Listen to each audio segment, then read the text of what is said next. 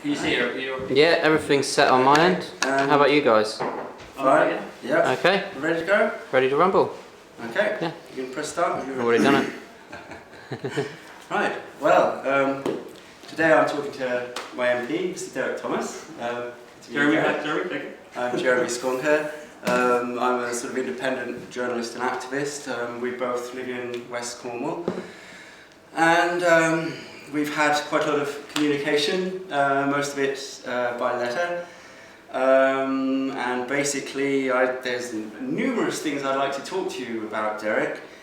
And in some ways it's hard to know where to begin. So I think, because to be honest with you, when I look at what you vote for, I have to say that I tend to take the opposite view on everything that you vote for. Okay. Well, as obviously, large numbers of people disagree on these issues.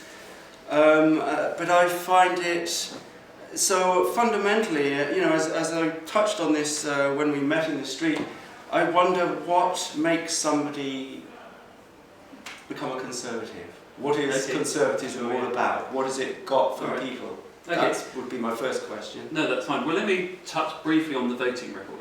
You're absolutely right. When we go and vote, we literally go through a corridor, put our name on a yes or a no sheet of paper, and that's it. But what no one sees, unless they pay a lot of attention, is all the work that goes on before that to help us inform or even challenge what the government are trying to do.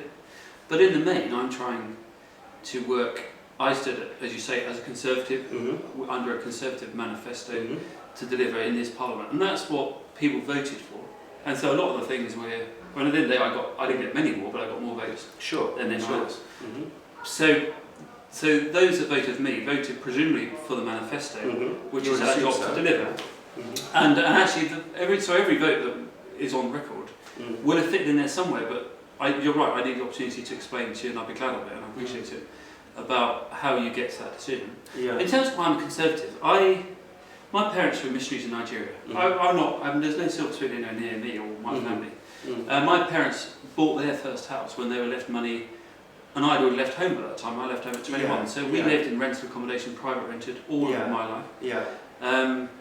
I left school with very few exams at 15 years old. Did an apprenticeship as a Cornish stonemason. Thoroughly enjoyed it. I also got involved in youth and community work at the time, and then went and trained to do that, and spent my whole professional life before politics working with vulnerable people. And when you say stonemason, is that... It's slate. Stone. What about Freemasonry? Are you involved with that at all? I'm always charged. Okay. Very good, Derek. Very good. Are you a Mason in the other sense? No. You mean the Freemason? Yeah. No, absolutely not. Okay. Just thought I'd throw that out. No, it's fine. No one's ever approached me. I'm a Christian. I go to the church in town with my family. And to be fair, I don't like secrets. I think we need to be transparent. And I've got enough on my hands with what I do now in my family. Sure. To be looking That's fine. I just thought I'd ask. So in terms of Conservative, so you're right. Why would someone with that kind of background interest be a Conservative? Because basically, at the end of the day, what I believe the Conservative values are fairly traditional. Although we are just about to elect our second female Prime Minister, so that is quite impressive. Not necessarily a good thing, though, is it? Well, in fact, it's female. Is more well. Oh, I see. No, you need the right person. Yes. That's not why we've got the last two. But it's quite interesting that the traditional party has managed to break that kind of glass ceiling again twice. But wouldn't you say that conservatism is basically it's to protect the interests of the few, and that basically left-wing politics evolved from out of the mass of the old 19th century downtrodden masses? So that's the origin of it. Whereas isn't conservatism just to protect the interests of the rich, the corporations? I think to let the corporations pay less tax, which you voted for, and things like that. Okay, let me answer that. I think that is sometimes how it ends up that way, because the way I view conservative values, traditional values, as actually how do we give people freedom over their lives and the best possible opportunity. And are you doing that? Well, I think that the work I'm doing is attempting to do that. But it is a massive shift in the way that how we operate. I mean, if you take, well, I know we're going to go all over the place for however long you need me for, hopefully not more than an hour, but let's just tackle everything. Sure. The European referendum, for example, if you hear the reaction to the vote that went, if you like, against the government and against a lot of people that are concerned about our nation, a lot of the arguments are about money. It's about what drives us. It's about making sure we protect what we care about in terms of how do we make the most money, how do we have the best environment to make the most money, how do we make sure we sell the most stuff. Now that's all important, but actually the reason I voted to leave was because I wanted to have trading relationships with the Commonwealth, in particular some of the poorer countries, so to allow them to become richer. I voted because at the moment we put So you'd like to see the poor become richer? the most Globally, would you say? I think everybody should have an opportunity. Nothing. But We should doesn't the remove capitalist barriers. system, isn't the capitalist system the direct antithesis of making the world, distributing the wealth of the world? Isn't exactly right. Isn't that the enemy of that process? There is a very nature. Let me give you a complete example, an absolute example of what you're saying, which I agree with. If I have money, it's easier for me to make money, and it's easier for me. And then when I make a lot of money, it's easier. Even more. It's easier for me to pay someone to avoid paying out money. Sure. So that is the truth. But I don't want communism either. So we have to find a way where everyone has opportunity because. But this person who's made, this person who's made a lot of money, a vast amount of money, and is failing to, is basically not contributing back into the British economy, and the people who are making billions in the British economy, don't you think that they ought to, pay a fair amount of tax? Completely right. And but you didn't vote for that, Derek, did you? Because when it came to the Panama inquiry, that's true. I didn't vote. So there was your opportunity to have address this problem. Because the vote was about inquiries, not about changing the way the tax laws. Yes, but it starts with an inquiry, doesn't it? Surely you find the wrongdoing, and I think there were strong suggestions that this wrongdoing would have pointed to some high up people in the Tory party, wouldn't it? That may be the case. I do need to tackle that, what I voted for there. I voted against the inquiry because the government had already set out clearly what it was going to do and had other nations agree to it, because it is cross borders. You can't, we need to tackle what happens here, but actually we need to stop it happening elsewhere. Otherwise people just run around the world hiding away. So we'd already agreed to that, and actually, whether you'd expect me to say it, but the Conservative Party since 2010 with the coalition have done more to address unpaid tax and tax dodging and tax avoidance than any previous party, and we have to be honest, I find that a little hard to believe, Derek, because what about the Chancellor's, isn't he just proposing to give the corporations, to reduce tax on corporations? Well, surely again, this is basically playing up to the big powers in capitalism, when if he'd actually increased that tax by 0.5%, that would have been enough to give a free university education for the whole country. So which way is he actually taking the country? Let me two things. Let me do with Panama a minute. The reason I voted about that inquiry is because inquiries, while they are necessary for Chilcot, etc., and Hillsborough, they are phenomenally expensive. Of course. And they actually don't deliver anything. They obviously they shed a light on a problem. But they're a step towards justice, surely. Well, I think we're already getting that. I mean, if you look at what the government's doing, and the measures that we are taking. I mean, in fairness, David Cameron, although he's resigned now, he was the one that brought people around the table from across the world, including Nigeria, to actually look at how we close the tax loopholes of tax avoidance. So the reason I didn't listen. No, let me finish that. The reason I didn't. Oh, you've asked me two questions. I've not spoken. Go on. The inquiry. I didn't vote for that because of the expense of the inquiry, because I believe we're already doing the work. So that's firstly. So I've never voted, as far as I understand it, to allow an environment where people can hide tax avoidance. Going back to corporation tax, that isn't tax avoidance or tax. It's legal. It's actually creating an environment where people can create wealth surely not. It's creating an environment where Coca-Cola and Nike can create wealth for themselves. It's not helping the ordinary people. It's attracting. Surely, as I say, if they taxed that corporation, they could have given a university education to the whole country. That would help people. I accept that. It's something we should address. Let me just get back to, I'll give you an example, say at a local level. Enterprise zones, I'm not taking on the subject, I'm giving you an example of what I believe. So the question is, why am I conservative? What do I believe to be true? Yeah. Firstly, as I said earlier, the richer people get, the more money they have to find ways of avoiding paying tax. So you have to find a tax system which is already far too complicated. Simplify it, so that actually just everyone pays. And to be honest with you, I think there are ways where we could have blanket tax take on a chunk of people earning a certain amount of money, so we can avoid a lot of people. I definitely think we should close loopholes. Let me, in terms of an example, an enterprise zone gives an area the opportunity to create attractive ways of doing business, because the belief is, and the evidence suggests, that moving people into an area to make money creates jobs. So this is an example. So in Cornwall, well, that is the whole point. So in Cornwall, if we could find a way, and this happens in 1970s, the government allowed councils to offer free rent and free rates on their buildings in exchange for a business to relocate and create three jobs. AP Valves in Helston are a company now that employ over 50 people. They're an international company. They make bespoke diving gear. They employ a lot of people. They pay them way above the Cornish average.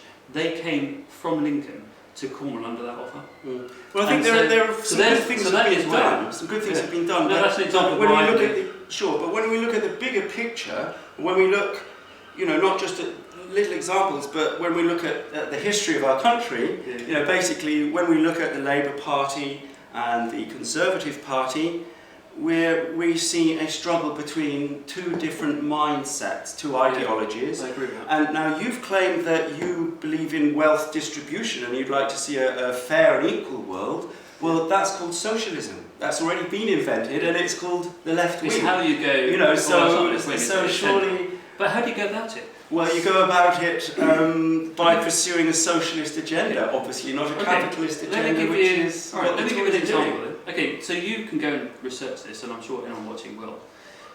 So you're absolutely right. The Socialist Labour Party increased the high rate of tax to 50%, pence in a pound. Okay, and when that happened, tax revenue dropped.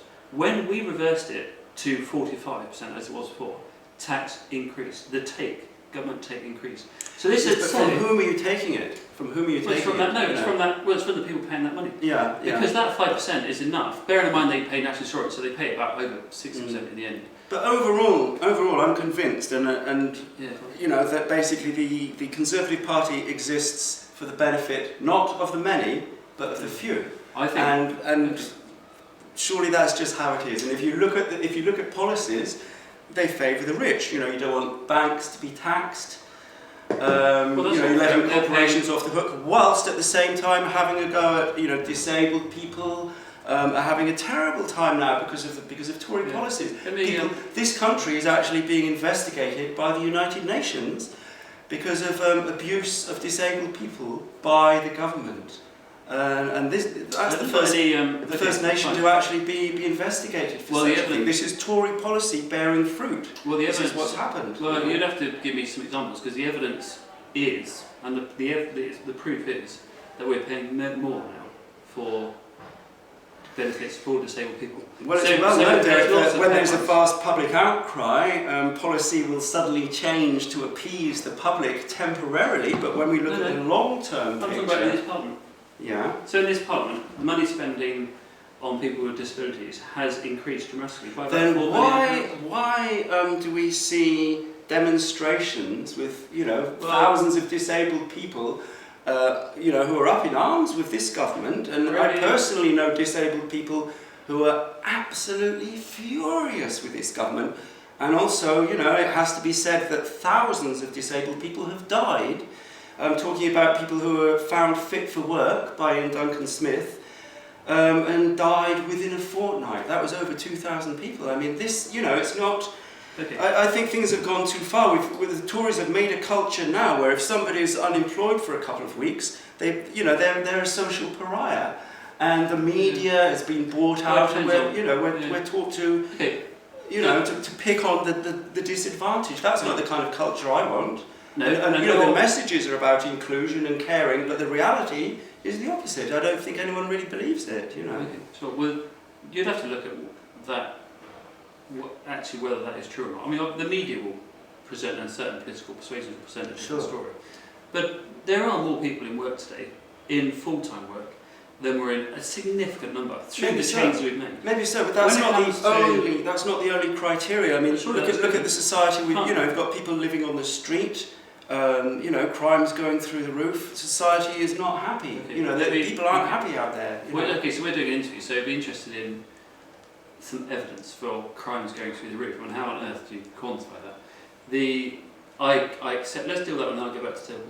I accept that reporting of crime has gone down. I don't necessarily think that crime has gone down. I think people feel it's not worth reporting it. Yeah. And So, a if thinner you're on the asking ground me- because no, of agree. Tory cuts. And I go and meet with the police, and I go out in the patrol car, and I go out with the PTSAs, which is great fun if you ever get the chance. It's really interesting to see how they do their job. And I fought actually really hard to make sure that the changes that were being suggested and the threats from the Police and Crime Commission at the time about 1,000 job losses amongst PCSOs, I argued against that, and actually that was just unnecessary and didn't occur and hasn't occurred. I felt really sad for those families, not just people employed, but the 1,000 families that were being told that by Christmas last gone, they won't have a job. Completely unnecessary and a bit of spin. And very shocking for the community as well. Completely right. And I'll tell you why. So firstly, it was spin to try and put pressure on the government. I think it's a wrong way to do it. Certainly put pressure on the government. But if you go back to disabled people, one of the reasons I was up in arms about the kind of rhetoric around cuts to police and PCSOs was because if you talk to people with disabilities and people with learning disabilities, which I do, and I meet them regularly, and I go to a coffee morning over in Marizine on a Saturday morning because it's just a great place to be, and you can hear the issues that people have. They were concerned more than most about cuts to PCSOs because when they're out and about, people, particularly with people with learning disabilities, and I worked with them for years. I set up the coffee shop across the way behind me. The people that talk to them and know where they are and know if they're okay at home and know if they get in the bus that they need to be getting and know if they get in the sport they need to be getting, the people that pick up where the issues are going wrong are GPs, are care and support workers and support workers, but most of all it's the community support workers, the police community support workers. They are brilliant people and they have such an important role. So my concern, you're right, there are things that I argue with the government, and this is where I said earlier, the vote record may look stark or bleak, but a lot of discussion happens to change things before it actually goes to the vote. It's easier to say. Sure. What about Arabia? I mean, now, one thing I'd like to talk about is the morality of our international relations, and you know, why are we dealing with Arabia? You mean arms export? I mean arms export, and I mean what's the way that people are treated, right. the mass beheadings, the torture, the lack of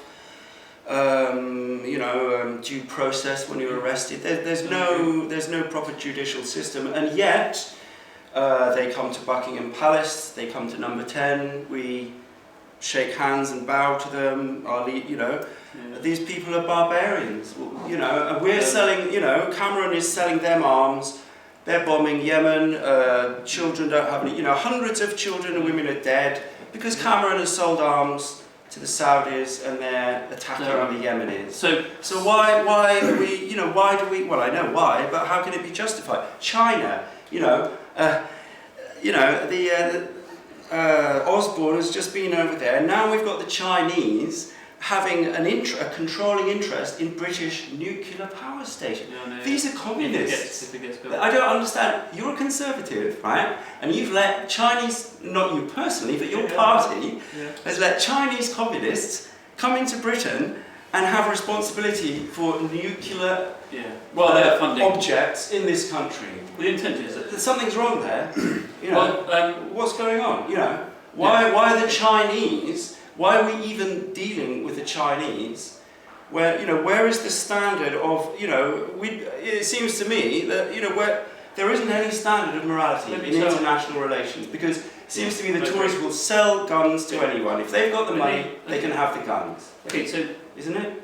Right, I will agree with you that it is outrageous, but and it is something that British UK arms trade does under all previous governments. So it's fine. You can say Tories, but you also have to include your party as well. Sure. That has taken place. I'm not in a party. What's happening today? I have no party. No, but you are using Tories. Okay, well I've seen you have put up. I'm in posters. Momentum, but I'm not. I'm not a Labour. Okay, fine. I've just seen you put up. Yeah, I posters about Corbyn. Sure. I support Corbyn, but I can't afford to join the party. So I'm I'm just a floating troublemaker, you know. Well, you could come and join me. Let me just explain where I'm on that. Yeah. I completely agree, and I said this earlier, if money is all that drives us, then that's a really sad state of affairs. But that's what Toryism is all about, surely, isn't it? I think. Money? No, you can't, okay, you've got, just park up the party a minute, the political party. It drives most of us. The drive to... No, I agree. I completely agree. The quality of life isn't how much money I got in the bank at all. I've never had, as I said earlier right at the beginning, I have not had wealth in my family ever. Okay, I'm only decent. I don't mean in a bad way. I'm only decent right now. But my life has been rich and has been privileged. Sure. Without shed loads of money in the bank. Yeah. And I really appreciate that. And obviously I have the advantage of living in West Cornwall. Let me just deal with the arms. When that has been an issue, and since I've been elected, there have been a number of people contacted me saying, why are we selling, as you said, quite rightly, why are the UK companies trading with Saudi so that Yemen can be bombed indiscriminately? That absolutely should be stopped. What's happening now, and I can't give you an answer about the outcome, what's happening now is that there is an inquiry, the British government is doing an inquiry into the British arms trade to these parts of the country where there is questions. You have to do an inquiry. Okay, but Derek, if I may say, okay, the government is doing an inquiry. The government has just been selling them the weapons, and now they're inquiring into their own behaviour. It doesn't really impress people. No, that isn't how it works. The government itself doesn't sell the weapons. No, but it rubber stamps them. It cannot be done. You know, it's totally hand in glove with the government, and the government go to the arms. The question is encourage it. Yeah. You know. The questions I've received is why are we subsidising? Why are we trading? Why are we allowing it to? Why are we even talking to them? You know, they're barbarians. Well, you know. so firstly, but not them. I'm sorry, their government, not the people. I've got nothing against the people. That's right. I'm sorry about that. You agree? No, that's right. I think we understand that. So there's three things. One is the questions are why are we subsidising these trading agreements, deals? Why are we the government trading? Why do we even have diplomatic relations with countries that are having? You know, at what point do the human rights? You know, at what point does it actually have to get to before we go as we used to go, like in the 40s, when we go, actually no, we're going to fight you for this. That's wrong. You know, how evil does a country have to be before the Tory party goes, no, we don't actually want to deal with you? So if I was in the leadership race now, and I'm not, I'm not the right sex. If I was, I would. Obviously, you don't know what's the case when you get there. I would love to be able to say to the United Kingdom, actually, earning the most we possibly can and getting very, very rich, a few of us, 10% of us or even 1% of us, must stop being the guiding factor or what we care about. We've got to look at trade completely different. And I hope we can when we're at the European Union. And if that meant saying, actually, we are selling arms, but we can't be absolutely sure. We might not have evidence, but we can't be absolutely sure they're not being used against people that are innocent, then I would love to be able to say, we are going to stop this. There is this inquiry. If that inquiry, the brilliant thing about social media and the huge public engagement in politics now, is that when that inquiry will be public, where the results will be made public, if there is evidence to suggest that we are doing that, and I would argue that I'm sure we are, then you are going to have millions of people petition the government, and you're going to have an awful lot of MPs, backbench MPs, who are not concerned, particularly about career. If I was concerned about career, I would not have been taking the stand I did about the vote, for example. But it seems to me then there'll be pressure to stop it, and that's what we're there for. All right, but it seems to me that we both know what's going on with the Saudis and in Yemen, and it seems to me that I'm basically an ordinary citizen. And you sit in Westminster in the House of Commons. It seems to me that you're ideally placed to actually address that problem yourself, and that if your motivation was, if that was really on the top of your agenda, you're in an excellent position to make a lot of fuss within your own party and say, let's have a moral standard where these countries that are doing mass executions and mass torture, let's not have anything to do with them until they can come up to our standards of behaviour. Great, fine. And, and you're in a position where you could use your voice and make this world a much better place, because people, people listen to you. So you what have happens power. is, wow. You have So power, and you can use it to make the world better. I completely. You could make the world a better place, Derek, but you have to decide. Go on, back to you. Jeremy, I agree. Which is exactly why I got elected 14 months ago, roughly. This government, not the coalition government with the Lib Dems, this government is now doing an inquiry. That is because of people like me put pressure on Sajid Javid to look into it further, because we felt that the inquiry, but you need to have an inquiry, because you've got to have evidence to something. But I'm sorry, I find it a sop. Because basically, if the government was coming from a moral place to begin with, they wouldn't now need to be questioning their own actions. It's a bit like the police investigating themselves, isn't it? It's like, oh well, I'll just investigate myself. Oh, I've acquitted myself. How very convenient. No, because the investigation is into the UK arms trade, which are private companies. I appreciate you're right. They have to get the license. But they're totally pushed by they're pushed by the government. They're absolutely supported, and the government practically carries them to the arms fair in a chariot. I mean, they're absolutely backed by, and the government is 100% behind it. We have definitely. Okay, so we've got limited time. All I can say is, there will be all manner of pressure on the government and on the industry to stop it, where if the inquiry clearly shows that what we've sold to lots of countries, not just, it could be Israel, it could be, as you say, other countries in the Middle East. It could be, it could be. But I mean, we both know that the arms trade is Britain's one of our top industries. Yeah, but we're very good at stuff. We can turn weapons into ploughshares. Yes, but we're not doing it, are we? We're selling, we're not sending ploughshares to the Yemen. We're sending bombs that kill people. Aren't we? But we can. It'd be lovely if we did, but we're not. And your party's behind it. No, all governments have been doing it. All governments are behind it. But I'm talking about what's happening in Yemen now. But, on a broader way, it comes back to this thing about principle. I mean, how far does a country have to go what do you before think Britain I could says, okay, so you're talking to me, and I'm obviously a backbench MP that got elected 14 months ago. So far, since the election and I've got elected, a number of people like myself have said to Sajid, if we're being told this is the case, if this is the case, we need to just let it. So then the government says, okay, we'll look at if it's the case. Now, I've been there 14 months. If you have this conversation in 5 years, then obviously the conclusion is that I either haven't got the voice or the interest to do something about it. But it does, as you know, to shift what the focus is a nation, to shift what the priorities of a nation, it's not a 14-month job. Sure. Yeah. So I can assure you that it just. I've been holding debates in Parliament about genocide against minority groups in Iraq and in Syria. Yeah. I've been taking part in debates about how women and children are being treated in Pakistan. And in India. I'm on the right side of the argument, but we are at the moment quite a small voice in a global industry. So this isn't going to be. Okay, well here's another specific one for you, Derek. Now, in our country now, where we have legal protection we have our human rights, don't we? Which I know the Tory manifesto has pledged to scrap that act and replace it with a different. Before we go too much into that. I just wanted to say that we're protected. We have human rights anyway in this country. We're protected, for example, against torture by the Convention Against Torture, the UNCAT.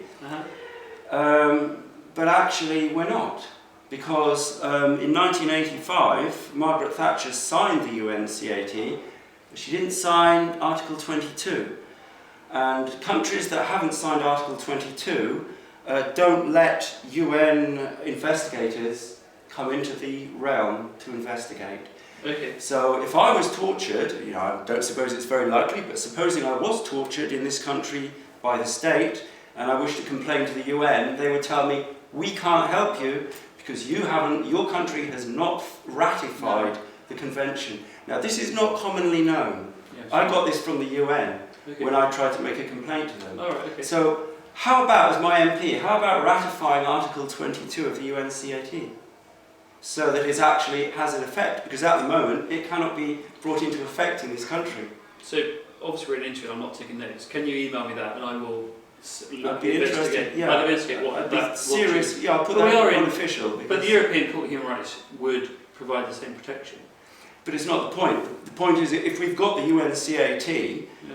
you know, if our nation has signed a treaty, presumably ostensibly in good faith, a treaty to Okay. ban torture, then that treaty should be applicable. You hear politicians Let me- talking about the okay. UNCAT, they don't tell you it can't be practiced in Let this me country. tell you something that might sadden you. But the truth is, I didn't know that, and you'll probably find that there are 650 MPs. Mm. There are probably 630 that don't know. Yeah. And so the one beauty, what I found as a backbench MP, is that there are ways that we can make things like this known. Mm. And so there's a number of things, I mean, like the some of the treatment of people in Iraq and Syria. Mm. A lot of these things aren't known until MPs read.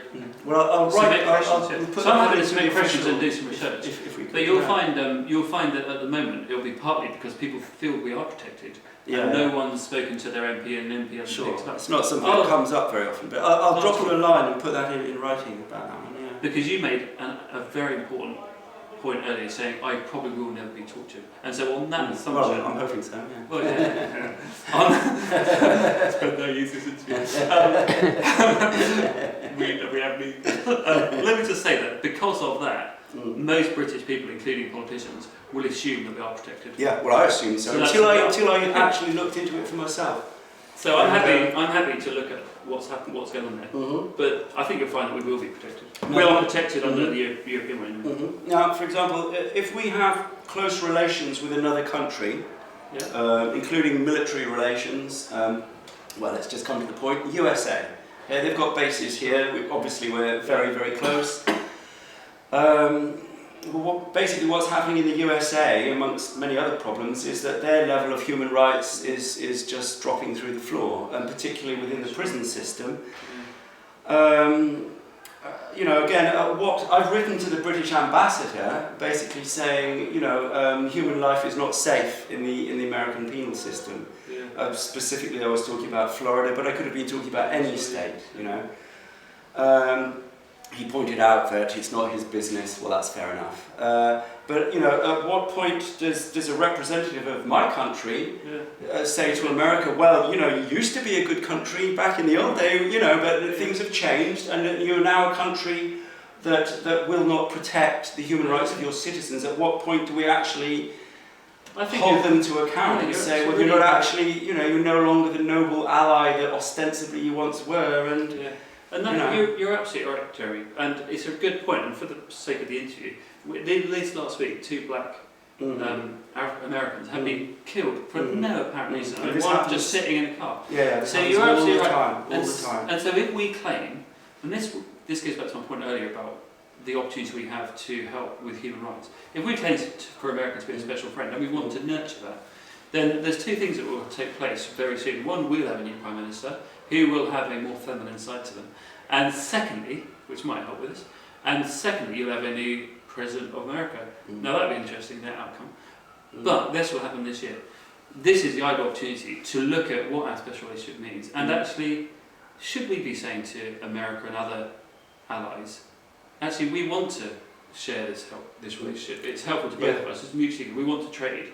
But actually these are things that we really find intolerable. I agree with you. I think what kind of role do we want as a UK? Not to preach, but actually to hold up a line. Well, the thing is, we also, you know, I think America could equally shine a light at some of our behaviour, you know, internationally and so forth. But, you know, I do think there comes a point where we have to look at our allies and think, well, if we want to be on the right side of history, and also this affects our standing in the world, because, you know, I think obviously a lot of the terrorism and the hatred that's coming out of the Middle East is partly, I know a lot of it is sheer madness and you can't make any sense of it, but I think there is some feeling that the West has done a lot of damage in the world, and that there's, you know, that it's We've mixed opened up with nationalism and so forth, and there's a sense of vengeance, you know, and but it goes back generations. Yes, it goes back hundreds of years, but it is partly to do with our relationship, and you know, between our, you know, the West and the East. Yeah. And as long as we're seen to be an immoral player in the world stage, we're giving so we're feeding extremism, surely. No, you're absolutely right. Yeah. And again, because of the Chilcot inquiry, which we've heard this last week, we're the only country that's involved in that war that has actually had the inquiry. So I feel not proud, but I feel it's good that we've been prepared to look closely at our role and what we've done and haven't done to help people in Iraq.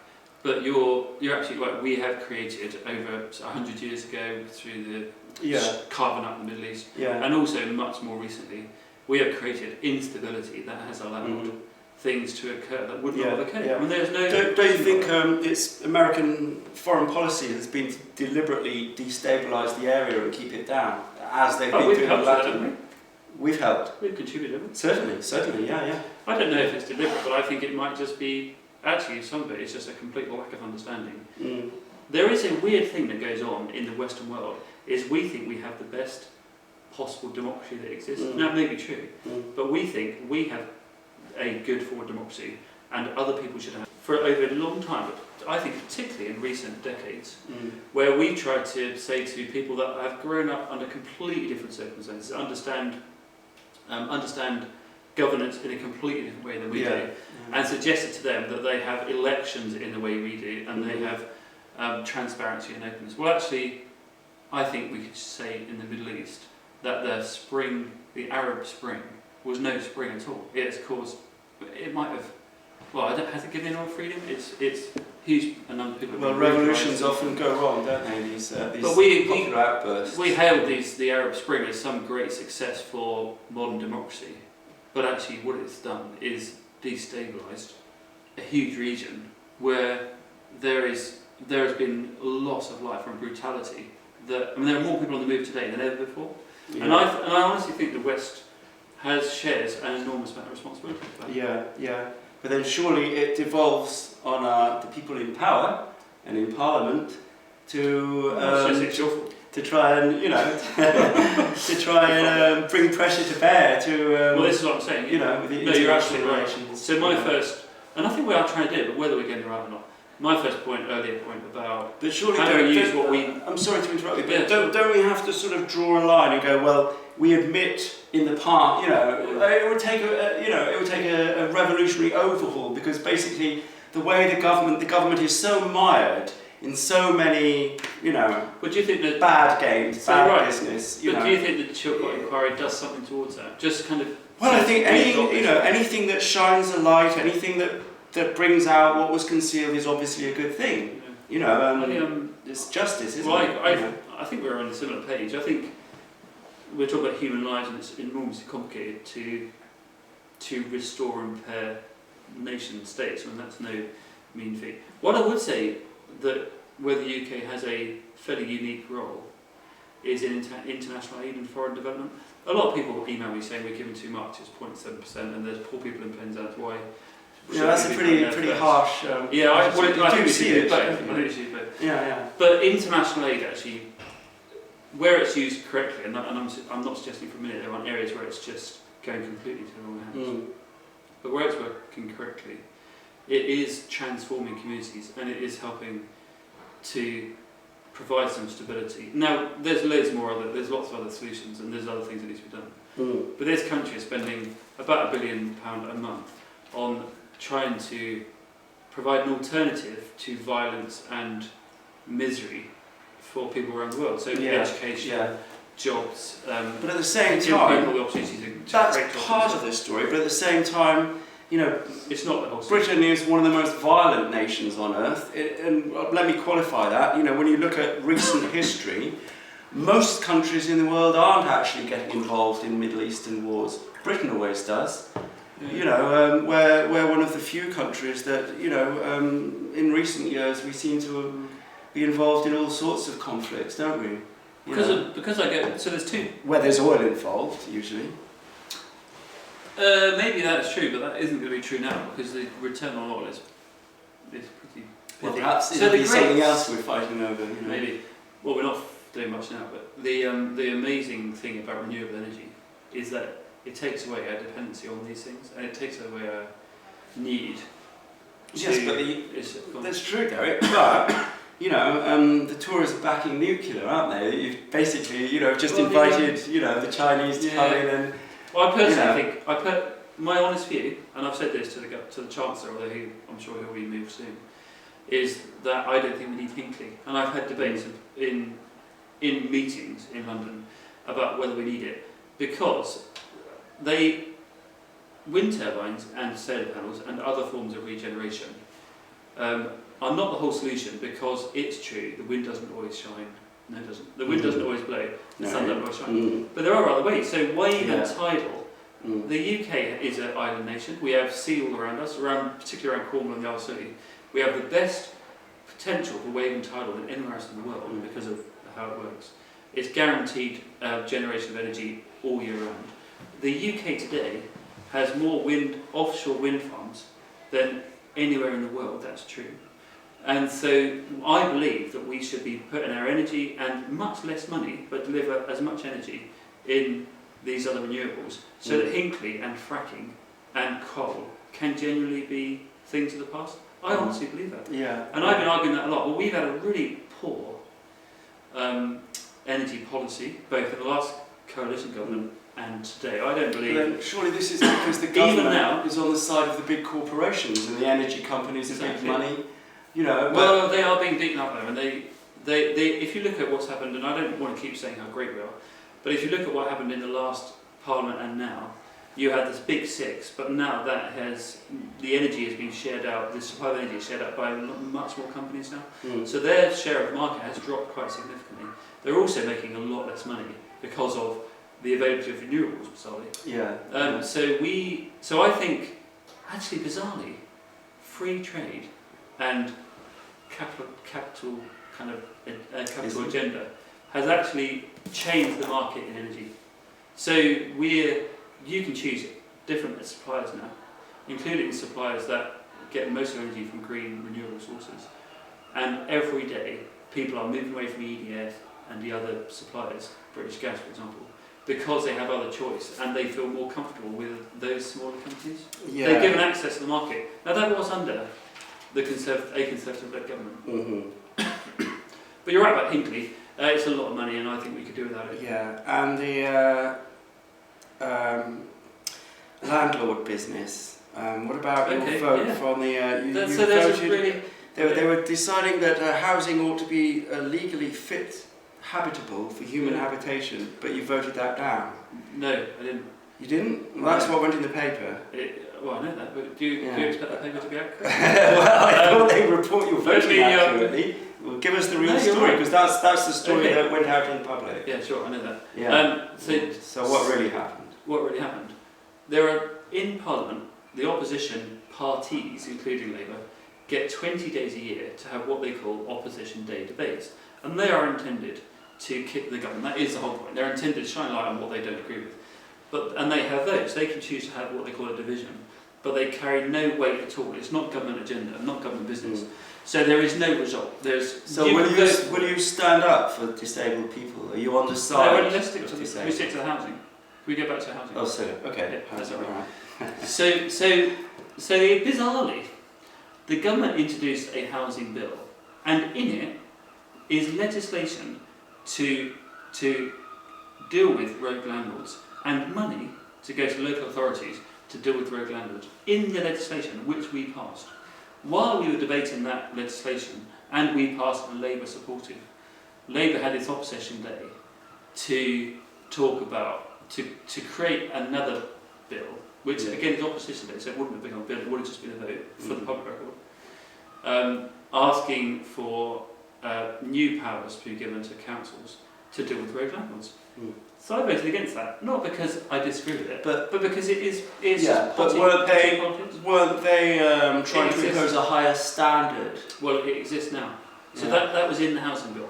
So today, and since we passed this, which was late last year, Was it late earlier as that? Late, I think it was late last year in the autumn. The Cornwall Council has received a lot of money. They are going through systematically, and I've seen their report. We meet with them every 8 weeks, and they show us how they're doing. They are going through all the areas where they have complaints and concerns, and they are looking at the quality of housing, and they are telling people, landlords, to address issues.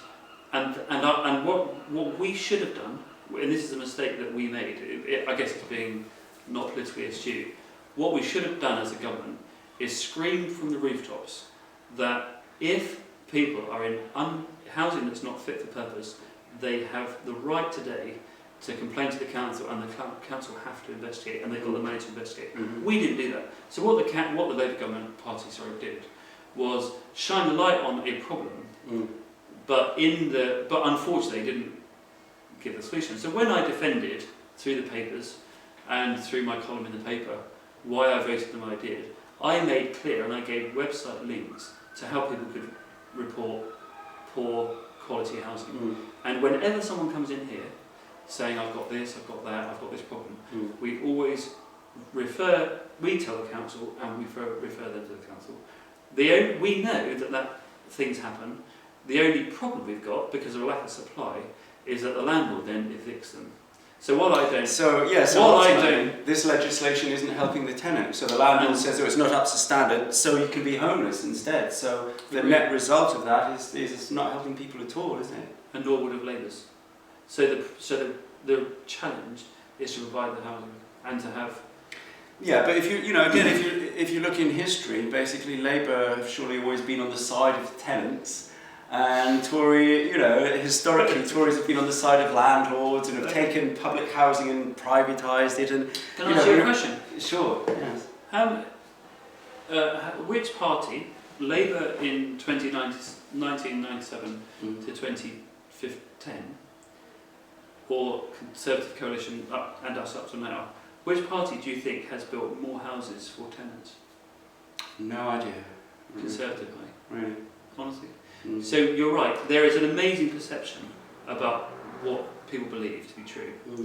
But the Labour Party, John Major, who was also... do you remember John Major was building 250,000 houses a year for rent in 1996. But, when these buildings that are being built, can people actually afford to live in them? Are they actually... these are for rent. No, these are... No. Oh, I see. You're right, you are right. But these are... this is rent. Yeah. Councils or right. social landlords, so Devon and Cornwall housing. So the increase in building has happened up to 97 and post 2010. So when you say it's Labour Party that would appear to be on the side of the tenant, yes, because they want a register of landlords, and I don't particularly think that would make a lot of difference. Yes, because they are very public about rogue landlords, but it's the Conservative Party that built the houses, and it's the Conservative Party that have already created legislation and given the council powers, which they are now using. So I think you'll find, and the problem is people judge on what they see in the paper or what they see that comes up on the internet when you click they work for you.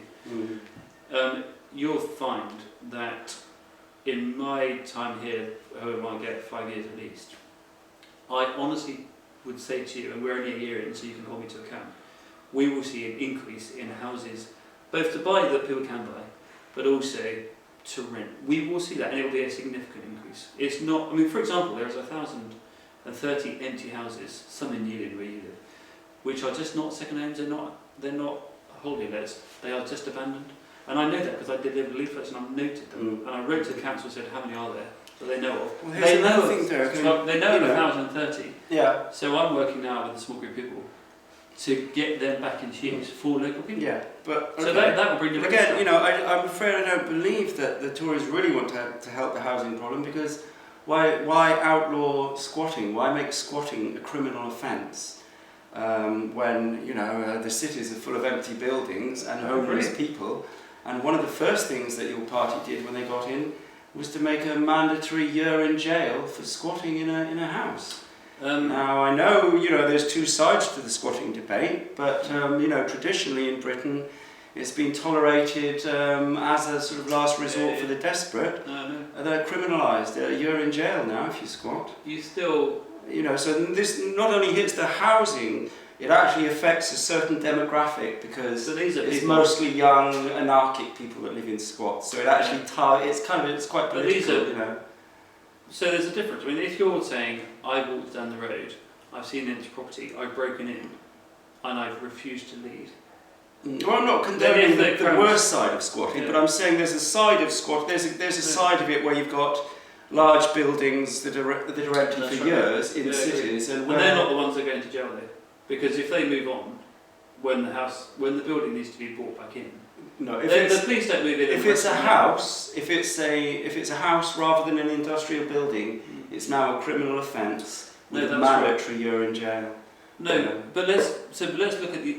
So I mean, I'm happy to look at this. So, although I need reminding by you via email or letter, what you'll find is it's the people that have moved in that refuse to leave. And I've had surgery cases like that. Yeah, but I Where believe the- Derek, it's where- actually an offence to actually squat. You know, as soon as you go in and say, right, I'm squatting, Yeah, sure. you're creating a criminal offence. Now, a new offence that the Okay. Tories have brought in. Because, and okay, so it's an offence. All right. I don't want to belittle that. What I'm trying to say is, when it needs to be dealt with, someone needs the power to deal with it, and sometimes it does need to be dealt with. Sure. The When- powers were there already. You know, now the whole thing is just an automatic offence. You know how hard it was to get shifted with it. I mean, it went on for years for some people. Yeah, but there's two sides to the story. You know, I mean, in some cases that was quite justified. But You know. the council have a responsibility to house these people. Oh, but if we- they can't do it, what if, you No. know, they often can't, can they? This You is know, what I'm because there's saying. central Let's get the blooming government's houses got the back money. into use. You know? Oh, come on, you can't do that. No, that's not true. There is money available. I found out this week in a meeting about housing that the council have money that they can take from government, that they're allowed to give it out, up to £20,000 to provide an existing property or a new build to give a discount so that can be available to a family. So if there's an empty house, the council can give a grant of up to 20 grand to get the house back into use for a family to live in. So if the council wanted to really grapple with this, they could work with me and we could move through the constituency and bring back at least half of those houses. It's a challenge, but there are people, there's an organisation in Helsinki, fantastic. They use ex-veterans and people with mental health problems to restore these buildings. So we could do that together, and I'm trying to get it going, although it's a slow process, like the arms deal is. To sit around and say, okay, let's really look at this and actually move through the constituency, bring these houses back into use. So there is the supply, because when you have the supply, the council can house the people that need housing. Okay. You're right, there's a lack of supply. Well, Derek, maybe like one last question. Oh, is that all? Okay, go for it. Let us all off the hook. I was interested in your views about assisted dying. Okay, yeah, sure. Now, as I understand it, you know, sometimes it's quite a common thing. People are terminally ill, they're in pain, they don't want to go on. Okay. Now, could you explain your views Yeah, I will, yeah. about I will, that? because that was- Because it's obviously a bit of a deep. It was a Okay, debate, completely yeah. right, and it was a debate that took on all day. Yeah. I listened to all of the arguments and what was being proposed. Yeah. And for me, it was not the right time or the right thing to do. Mm-hmm. And what was being proposed, and it was literally what's being proposed, is if a doctor or two doctors would estimate that you had less than 6 months to live, they could offer you effectively three things: medical care, support, or a drug to kill yourself. And then you or a friend would not, or a relative would not be, there would not be a criminal offence. Let me give you a personal example. That happened, that debate was the 11th September. My mum, in the beginning of August, was diagnosed with a terminal illness, was given weeks to live. Okay? She actually, her and my dad came up and listened to the debate. She's still alive, way beyond the 6 months. There have been times where she has been so uncomfortable and so ill that my dad has said that he's been tempted to put a pillow over her head. Right? This is my dad, who is the most gentle man that I I know. don't like to see somebody in Exactly prolonged suffering, of course. Why was she in that kind of pain? Because she wasn't getting the care and support she needed. She wasn't getting the right medical attention. I heard her consultant at the beginning of January saying, you said weeks to live, months to live. she's still alive and she's not being given any treatment. And he said, because we did not expect her to live this long. So she was effectively denied treatment that would have made her more comfortable. That's outrageous. Exactly right. So this happens. Yeah. So what I'm saying, and I didn't go to the debate thinking, what about my mum? I went to the debate because I spoke to GPs, I spoke to hospices. The hospices say that no one needs to die in pain. They say that today we can manage pain. The GPs said that they are not in a position to judge whether that person. Now, I understand that they can manage pain, right. but when you're talking about very acute illness, I've had some experience myself, as I'm sure we all have. Sure, yeah. In the advanced stages of acute illness, it becomes a trade-off between pain and morphine. You can subdue the pain, but you lose the clarity of mind because you're. I do understand that. You're drugged Can I give out, you? So I'm not going to argue with that at all. I completely agree with that. And the truth is, as I understand it, that while people are not allowed to have an assisted suicide, it will be the morphine that kills them. Honestly, and it's quite a fine line between the two in a sense. So I believe that happens. And people, I'm sure, I wouldn't want to be unfriendly to anyone. I'm sure that there's an understanding in the profession that some will die that way. Can I just go back again to what was being proposed? On one hand, if you said to me, if we got to a place in this nation where we had good hospice care available to all, so no one was denied it, it was the best. We know what we can do to help. We have the skills and knowledge and the medical research. It's not available. The hospice movement in Cornwall gets just 11% of their funding from the NHS. Most of them will get 30%. That's still not enough. They still need some voluntary input because I think that makes them just slightly different to a clinical hospital. Or there's something about the voluntary side of it that makes it a bit more palatable to people and families. Isn't that sometimes an excuse for the government not to chip in, just say, maybe. My argument, I think that's fair, and my argument, and I've had the minister down actually to St. Julius in Hale, is actually the NHS have to step up and make sure that that people have access. Today we have a situation where there are people alive that don't want to be a burden on the health service because the health service is under pressure. They don't want to take resources from the hospice because the hospice is under pressure. I don't want anybody in the United Kingdom to feel they've got to choose to end their life rather than be a burden and get the help. That's fair enough, and I respect that. But what if they want to? Sure. What if, for their own reasons that we might not understand, but they feel that they want to? Because they're in distress and pain and it's their free choice. Should we? I mean, I'm not sure of my own view, but a lot of people would say, well, do they not have the right? Should we not permit them? It sounds really. Is it a sort of moral objection to suicide that you have? Or? I value life, and I think I think we should assist people to live, and I just certainly whenever possible. But sometimes there seems very little choice, and if a person is in distress and they want, they actually have got to that point where they want to die. Well, okay, this is going to sound like a cop out, but I want to say two things. Firstly, they can legally, and it sounds a horrendous thing to say, and this is not an excuse, but it's where we are today. They can legally go abroad and have that done now. That's true. And they won't be prosecuted. And people do. And families won't be prosecuted. So in one sense, while the UK and the vast majority of MPs are not ready to say, let's introduce that here, the options available. But if I could go back to your point about the suffering, the real problem I have with healthcare today, if it's a problem, it's more of a trying to understand. We are so advanced that we've created a situation where we keep people alive where they would not have been alive 10 years ago. And let me give you an example. Can I give you an example? Please. In 2009, on the 18th of March, and I just want to be honest with you about this, because while it was a powerful time in my life, you'll understand what I'm trying to get at. Although it does affect it, it's a baby, not an adult. My wife gave birth to our son Jordan. He lived for 9 months, but when he was born, they fought hard to keep him alive. And 5 years earlier, I don't think they would have succeeded. His life, because he was so young, he probably didn't know much about it, and he wouldn't know any different. His life the first 7 months was in Bristol, having kidney failure, heart failure, every possible failure. He had his bowel removed, the lot. He had burns from the drugs they were giving him. He had horrendous scars on his skin.